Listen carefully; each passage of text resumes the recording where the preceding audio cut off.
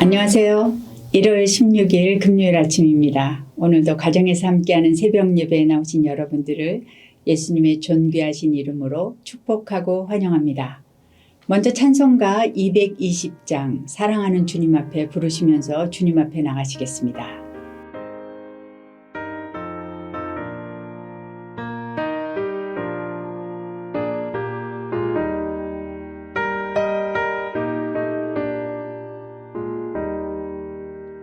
사랑하는 주님 앞에 형제자매 한자리에 그 시련에 생각하며 즐거운 찬송 부르네.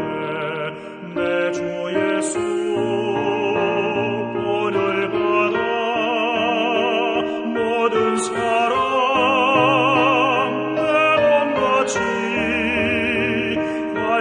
근심 위로하고 진심으로 사랑하세. 사랑하는 주님 앞에 온갖 충성 다 바쳐서 괴로우나 즐거우나 주님만 입서서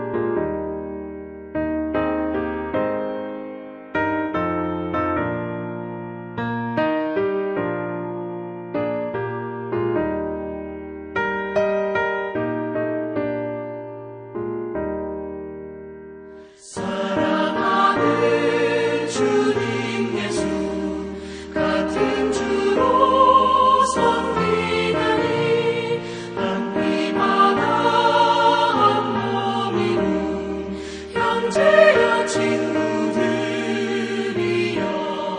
한 몸같이 친밀하고 마음으로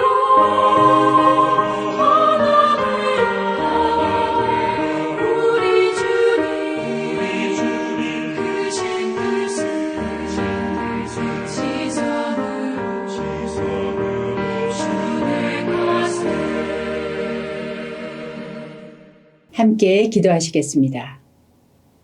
우리의 모든 것을 아시는 참 좋으신 아버지 하나님, 오늘도 주님 품에서 주님 안에서 주님 말씀과 함께 하루를 시작하게 해주시는 주님께 감사와 찬양을 올려드립니다. 하나님, 오늘 하루도 저희가 하나님의 손안에 있습니다. 그래서 하나님, 저희가 오늘도 평안하게 걸어갈 수 있습니다. 하나님께서 오늘도 온 세상을 통치하여 주시고 저희와 함께하여 주실 것을 믿습니다.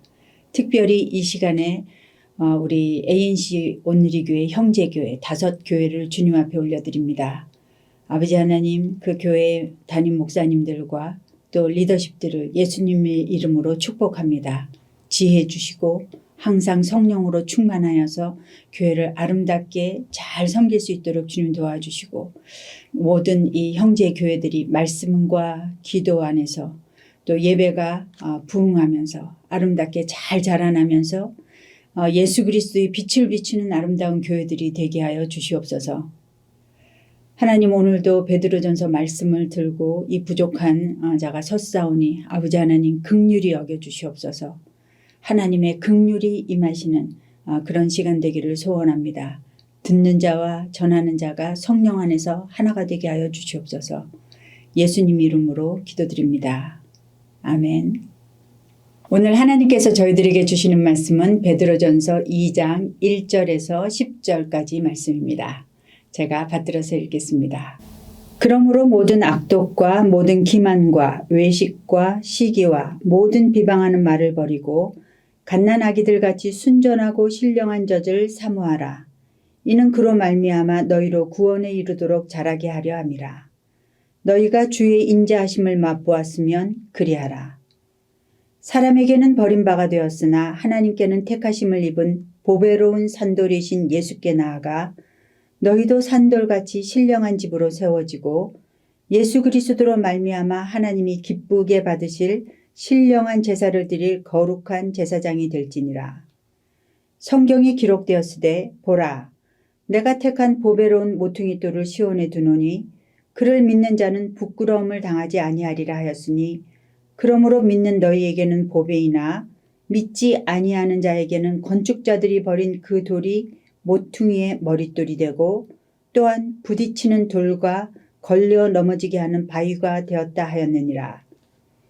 그들이 말씀을 순종하지 아니함으로 넘어지나니 이는 그들을 이렇게 정하신 것이라. 그러나 너희는 택하신 족속이요 왕같은 제사장들이요 거룩한 나라요 그의 소유가 된 백성이니 이는 너희를 어두운 데서 불러내어 그의 기이한 빛에 들어가게 하시니에 아름다운 덕을 선포하게 하려 하심이라. 너희가 전에는 백성이 아니더니 이제는 하나님의 백성이요 전에는 긍휼을 얻지 못하였더니 이제는 긍휼을 얻은 자니라. 아멘. 어떤 서신도 예수님의 정신을 이렇게 많이 담고 있지는 못하다, 그런 평가도 있고요. 마틴 루터가 기독교의 핵심이요 정수가 되는 책이다, 이렇게까지 호평한 책이 있습니다. 저희가 요즘 묵상하는 베드로서입니다.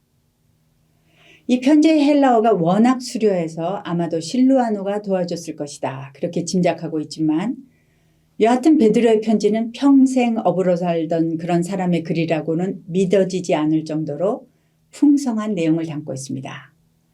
또한 베드로가 예수님 바로 옆에서 함께 지냈던 제자라서 그런지 예수님을 정말 잘 전달하고 있습니다.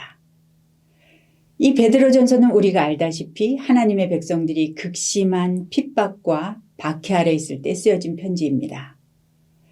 당시 초대교회 교인들은 하나님을 믿는다는 이유로 차별과 모욕, 수치를 당하고 생존의 위협을 받았습니다. 고난의 현실 앞에서 그리스도인들의 믿음은 약해지고 흔들렸습니다. 위로와 격려가 너무나 필요한 때였죠. 그래서 베드로는 예수 그리스도를 믿는 믿음 때문에 고난 가운데 있는 이들을 권면하고 하나님의 은혜에 굳게 서게 하기 위해서 이 편지를 쓰게 되었다, 이렇게 5장 12절에 그 목적을 말하고 있습니다. 1장에서 베드로는 성도들에게 이렇게 권면했습니다. 너희의 구원을 따라 산소망을 가지고 하나님의 거룩하심을 따라 너희도 거룩하게 살라. 베드로는 어려운 상황 가운데 있는 성도들을 달래고 또 비위를 맞춰주는 것이 아니라 이 세상을 두려워하지 말고 하나님을 두려워하여 이 악한 세상과 구별되는 삶을 살아라. 형제들을 거짓 없는 마음으로 뜨겁게 서로 사랑하라. 이렇게 도리어 도전하고 권면하고 있는 것을 봅니다. 그렇다면 과연 성도들이 그렇게 살 수 있을까요? 핍박받고 멸시받는 이 세상에서 그렇게 힘있게 세상을 거스르면서 살아나갈 수가 있을까요? 그렇다면 그런 힘과 능력은 어디에서 오는 걸까요? 오늘 본문을 통해서 하나님께서 베드로를 통해 저희에게 주시는 말씀을 들어보겠습니다. 함께 1절과 2절을 읽어보겠습니다. 그러므로 모든 악독과 모든 기만과 외식과 시기와 모든 비방하는 말을 버리고 갓난아기들 같이 순전하고 신령한 젖을 사모하라. 이는 그로 말미암아 너희로 구원에 이르도록 자라게 하려 함이라. 베드로의 권면이 이어지는 가운데 2장 1절은 그러므로 이렇게 시작이 되고 있죠. 앞에 1장 23절에서 25절에 그 말씀을 받는 것인데요. 너희가 거듭난 것이 썩지 아니하고 항상 있는 영원한 하나님의 말씀으로 된 것이므로, 그런 뜻입니다. 하나님께서 영원한 말씀으로 너희를 구원하셨으니 이제 너희는 구원받은 자들 같이 살아야 한다라는 것입니다. 오늘 베드로는 모든 악독과 외식과 비방하는 말을 버리라, 그렇게 명령합니다. 그리고 그 대신에 갓난아기들 같이 순전하고 신령한 자들 사모하라 권면하고 있습니다.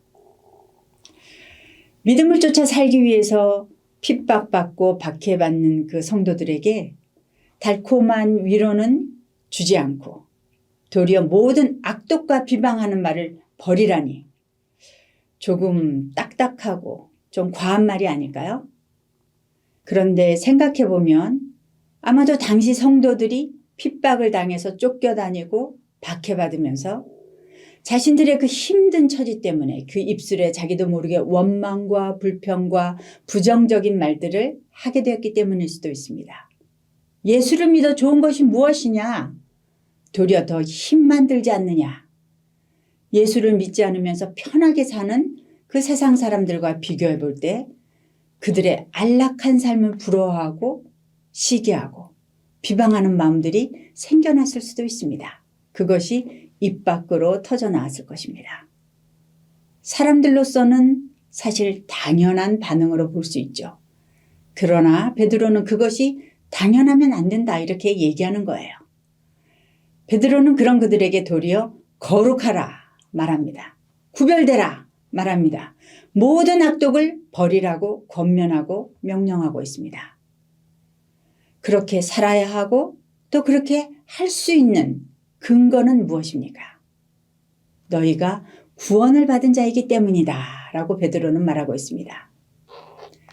베드로는 그리스도인들의 모든 행위의 동기와 그 근거를 구원에서 이끌어내고 있습니다. 이제는 너희가 더 이상 세상에 속한 자들이 아니다. 너희는 빛 대신 하나님의 백성이다. 구원받은 자답게 하나님의 백성답게 구별되게 살아라. 그렇게 말하고 있는 것이죠. 그렇다면 어떻게 구별되게 살 수 있을까요? 시선을 돌리는 것입니다.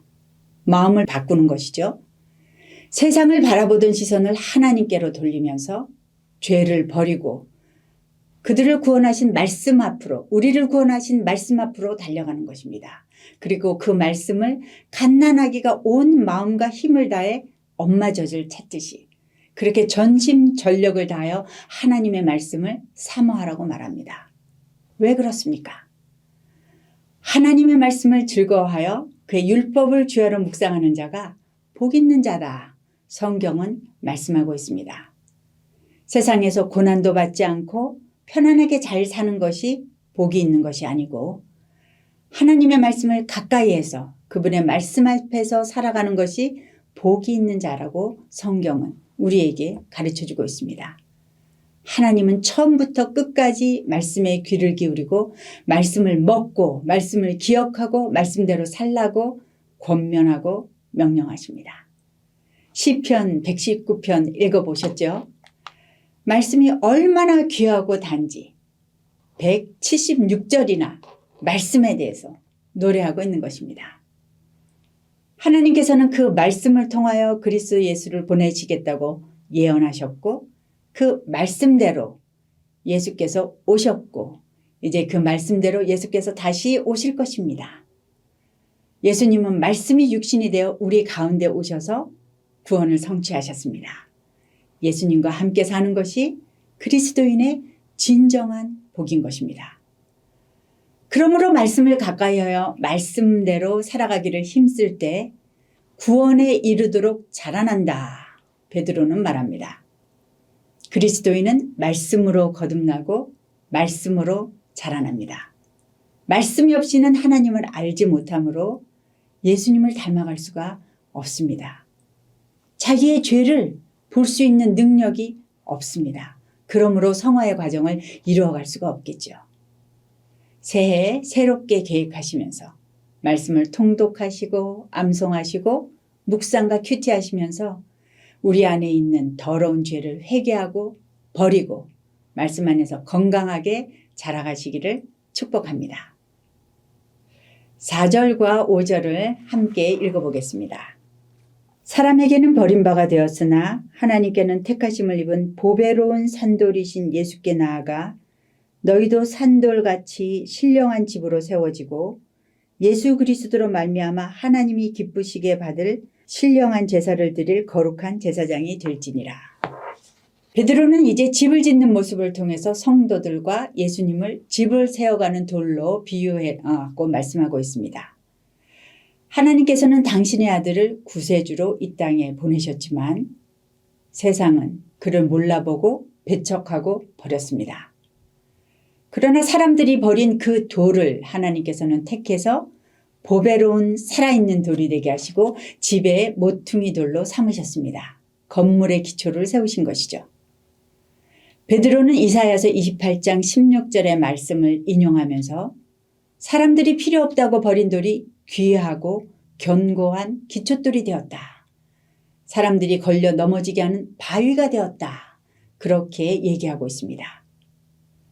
베드로의 이 비유는 당시 핍박받고 지친 그리스도인에게 많은 위로가 되었을 것입니다. 그들도 지금 사람들에게 거절당하고 버림받고 있고 무시당하고 있고 세상 사람들에게 불필요한 존재로 그렇게 취급을 받고 있기 때문입니다. 그러나 베드로의 이 말씀을 들을 때 하나님의 때에 하나님께서 영광스럽게 올려주실 것이라는 믿음을 가지게 되었겠죠. 다시 하나님으로부터 오는 산소망을 가지고 힘을 내게 되었을 것입니다. 성도 여러분, 혹시 지금 고난의 시간을 지나가고 내가 세상에서 잊혀진 것 같고 버림받은 것 같고 아무런 소망 없는 존재처럼 여겨지는 그런 분이 계십니까? 주님도 그런 시간을 지나가셨습니다. 초대교회 성도들도 그런 시간을 지나가야 했습니다. 그러나 그것이 끝이 아닙니다. 이 땅에서의 삶은 나그네의 삶입니다. 우리에게는 돌아갈 본향이 있고 우리의 삶의 모든 순간순간을 기억하시고 그것을 귀하게 여겨주시는 하나님께서 계십니다. 하나님의 때에 영광스러운 순간으로 당신의 자녀들을 들어올리실 것을 믿음으로 받아들이시고 오늘도 산소망 가운데 세임 받으시기를 바랍니다. 그런 확신은 어디서 나오나요? 우리의 정체성을 알 때 우리는 어떤 고난 가운데서도 어떤 환난 가운데서도 무너지지 않고 강하게 잘 버텨낼 수 있는 것입니다. 다 함께 9절을 읽어보겠습니다. 그러나 너희는 택하신 족속이요 왕같은 제사장들이요 거룩한 나라요 그의 소유가 된 백성이니 이는 너희를 어두운 데서 불러내어 그의 기이한 빛에 들어가게 하신 이에 아름다운 덕을 선포하게 하려 하심이라. 저희가 너무 잘 알고 사랑하는 구절이죠. 하나님께서는 우리가 모두 내가 이런 존재다라는 것을 알기를 원하십니다. 그래서 이 말씀을 구약 시대부터 이스라엘 백성을 노예에서 해방시키고 출애굽시키자마자 이스라엘에게 주신 것입니다. 그들에게 어떤 사명을 주시기 전에 해야 할 일을 말씀하시기 전에 하나님께서는 이스라엘의 정체성을 먼저 확인시켜주고 계십니다. 출애굽기 19장 5절에서 6절은 이렇게 얘기하죠. 세계가 다 내게 속하였나니 너희가 내 말을 잘 듣고 내 언약을 지키면 너희는 모든 민족 중에서 내 소유가 되겠고 너희가 내게 대하여 제사장 나라가 되며 거룩한 백성이 되리라. 지금으로부터 거의 3,500년 전에 하나님께서는 이 말씀을 이스라엘에게 하셨습니다. 그리고 그 후 1,500년이 지난 핍박받는 그리스도인들에게 이 말씀을 하고 계시죠. 그리고 지금 21세기를 살아가고 있는 우리에게도 하나님은 똑같이 말씀하고 계십니다. 너는 내 것이다. 너는 왕같은 제사장이며 거룩한 나라다. 여러분, 주님께서 오늘 여러분에게 이 말씀을 하십니다. 믿으십니까? 하나님께서 우리를 바라보실 때 우리가 어떤 존재라고 말씀하시는 거죠? 우리 한 사람 한 사람은 그분의 택하신 바 된 자들이다 라는 것입니다. 우리는 창세 전부터 아버지의 마음에 있었다고 에베소서는 가르쳐주고 있습니다. 우리는 우연히 어쩌다 보니 예수를 믿게 된 것이 아닙니다. 그분의 선하신 계획 안에서 그분의 틀림없는 선택으로 거룩하신 하나님의 자녀가 된 것입니다. 그 하나님이 왕이시니까 우리도 왕과 같은 자녀가 된 것이죠. 여러분이 정말 그렇게 귀하십니다. 정말 아름다운 존재들인 거예요. 그러니까 함부로 살면 안 되겠죠. 아름답고 선하신 그 아버지를 따라 예수님을 쫓아 그렇게 성령님의 손 붙잡고 귀하고 고상하고 아름답게 살아야 하는 것입니다. 우리는 또한 제사장으로 부름을 받았습니다. 제사장의 역할을 모두 잘 아시죠? 제사장은 하나님과 사람 사이에 서는 사람입니다. 사역자들만 제사장이 아니죠. 우리 모든 한 사람 한 사람이 예수 그리스도를 주로 고백하는 모든 사람들이 모두 하나님과 사람 사이의 중보자가 되어서 하나님께 거룩한 제사를 드리는 제사장들로 하나님께서 부르신 것입니다. 세상이 참으로 생각할 수 없는 그런 방향으로 흘러가고 있고, 그런 이때 위정자들을 위해, 나라를 위해, 선교사들과 핍박받고 있는 그리스도인들을 위해서, 환우들을 위해서, 관계가 무너진 분들을 위해서, 아직도 하나님께로 돌아오고 있지 않는 불신자 가족과 친구와 그리고 이 세상을 위해 우리는 하나님과 사람 그 중간에 서야 하는 것입니다. 그것이 하나님께서 우리를 부르신 이유입니다. 그것이 우리를 어두운 데서 불러내어 그의 기이한 빛에 들어가게 하신 주님의 아름다운 덕을 선포하게 하신 주님의 뜻인 줄 믿습니다. 말씀을 맺겠습니다. 우리 모두 전에는 하나님이 누구신지도 몰랐습니다. 알려고도 하지 않았죠. 주님의 긍휼을 구하지도 않았던 교만하고 악독한 자들이었습니다. 우리의 고난만을 보며 주님을 원망하던 자들이었습니다. 그러나 이제 우리는 긍휼을 베푸시는 하나님의 사랑으로 구원받은 자가 되어서 하나님의 자녀가 되었습니다. 그러므로 왕이신 하나님의 자녀답게 거룩한 나라들의 그 신분에 합당하게 구별되게 살아내야 할 것입니다. 우리의 능력이 아니라 내 안에 계신 성령께서 그렇게 살 수 있는 힘과 능력과 그리고 소망을 주시는 줄 믿습니다. 믿는 자답게 주님을 의지하며 날마다 자신을 말씀에 비추어서 겸손하게 회개하면서 죄를 버리시고 그렇게 살아갈 때 하나님께서 우리를 통해 그리스도의 빛을 오늘도 발하게 하실 줄로 믿습니다. 함께 기도하겠습니다. 하나님 아버지, 주님을 알지도 못하던 저희들을 어둠에서 불러내어 우리를 택하신 족속이요 왕 같은 제사장들이요 거룩한 나라요 하나님의 소유자들이라고 불러주셔서 감사합니다. 하나님, 그리고 우리를 부르실 뿐만 아니라 우리가 그렇게 살아갈 수 있도록 성령의 능력을 주시고 우리와 함께 동행해 주셔서 감사를 드립니다. 아버지 하나님, 그래서 이렇게 어려운 세상, 혼돈스러운 세상, 전쟁이 끊이지 않는 세상, 폭력이 난무한 세상을 살아갈 때도 아버지 하나님, 저희들이 주님을 향해서 부르짖을 수 있으니 감사를 드립니다.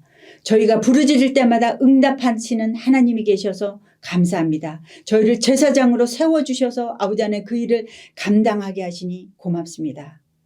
오늘도 그리하여 하나님의 나라가 저희를 통해서 세워져 가고 예수 그리스도의 아름다운 덕과 빛이 우리를 통해서 반사되는 그렇게 복된 하루가 되게 하실 우리 주님께 감사와 영광을 올려드리며 예수님 이름으로 기도드립니다.